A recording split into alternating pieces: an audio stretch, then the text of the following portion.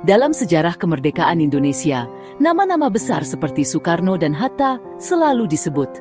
Mereka adalah simbol perjuangan dan harapan bagi bangsa yang baru lahir, wajah-wajah yang terpampang di buku pelajaran dan diabadikan dalam monumen.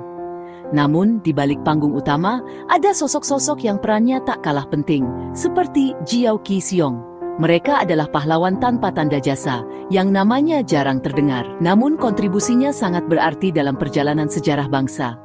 Jiao Qi Xiong, petani keturunan Tionghoa Hakka di Rengas Dengklok, Karawang, hidup sederhana, menggarap sawah, menanam palawija, dan membuat peti mati untuk komunitasnya. Ia menjalani hari-hari dengan kerja keras, menjaga tradisi, dan membangun kehidupan di tengah keterbatasan.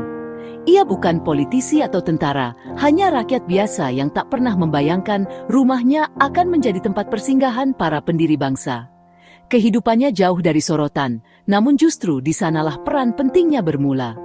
Namun, sejarah juga dibentuk oleh orang-orang biasa yang berada di tempat dan waktu yang tepat, dan memiliki hati tulus untuk membantu. Tanpa mereka, banyak peristiwa besar mungkin takkan pernah terjadi. Rumahnya yang tersembunyi di antara pepohonan menjadi benteng perlindungan bagi Soekarno dan Hatta dari pengawasan tentara Jepang.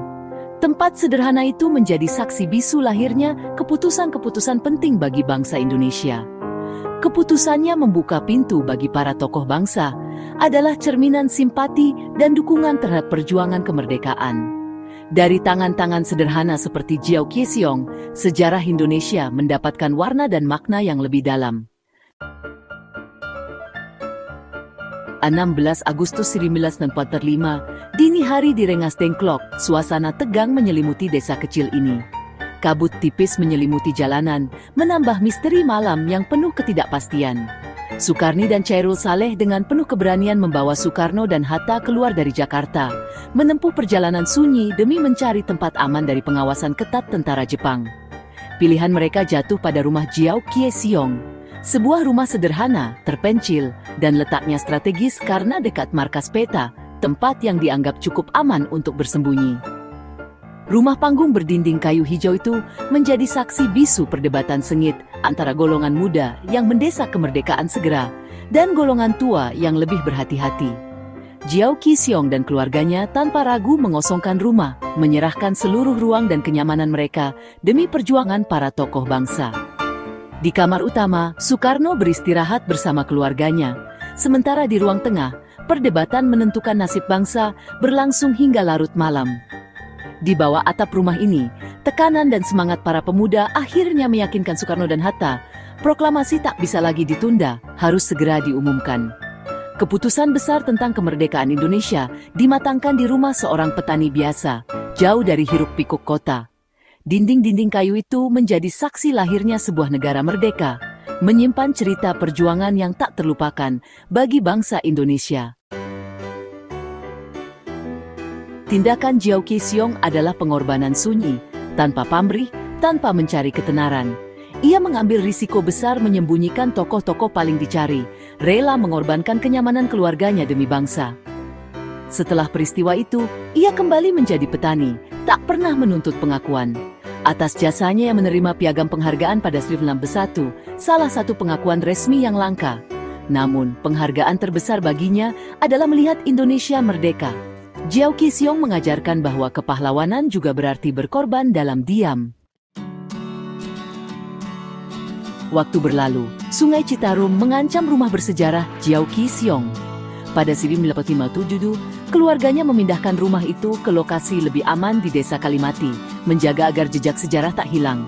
Kini, rumah itu berdiri sebagai cagar budaya, dirawat mandiri oleh keturunannya, termasuk Ibu Yanto. Sekitar 95% bangunan masih asli, menjadi museum hidup yang terbuka untuk pelajar, sejarawan, dan wisatawan. Tanpa bantuan pemerintah, keluarga ini menjaga ingatan bangsa. Rumah ini bukan sekadar bangunan, tapi monumen pengorbanan yang dirawat dengan cinta. Merawat situs sejarah adalah tanggung jawab bersama, agar warisan bangsa tetap lestari. Kisah Jiao Qi Xiong mengingatkan kita bahwa sejarah kemerdekaan adalah mozaik dari banyak kepingan. Setiap fragmen menyimpan cerita yang tak kalah pentingnya. Bukan hanya tokoh besar, tapi juga orang biasa yang berkontribusi dalam sunyi, tanpa sorotan, namun tetap berdampak besar bagi perjalanan bangsa. Ia adalah simbol pahlawan tanpa tanda jasa, representasi etnis Tionghoa yang turut berjuang, membuktikan bahwa keberanian dan pengorbanan datang dari berbagai latar belakang. Sayangnya, nama-nama seperti Jiao Qisiong sering terlupakan dalam narasi resmi, seolah-olah hanya segelintir yang layak dikenang. Mengenang mereka memperkaya pemahaman kita tentang sejarah bangsa, membuka mata bahwa kisah Indonesia jauh lebih luas dan berwarna. Kemerdekaan adalah hasil gotong royong seluruh elemen masyarakat, dari berbagai suku, agama, dan golongan, yang bersatu demi cita-cita bersama. Dengan mengangkat kisah-kisah seperti ini, kita belajar menghargai keberagaman, memperkuat tenun kebangsaan, dan menumbuhkan rasa saling menghormati. Mengingat mereka adalah membangun fondasi yang kokoh untuk masa depan Indonesia, agar generasi berikutnya tak melupakan akar sejarahnya. Karena pada akhirnya, sejarah adalah cermin seluruh rakyatnya, dan setiap wajah di dalamnya punya arti yang tak ternilai.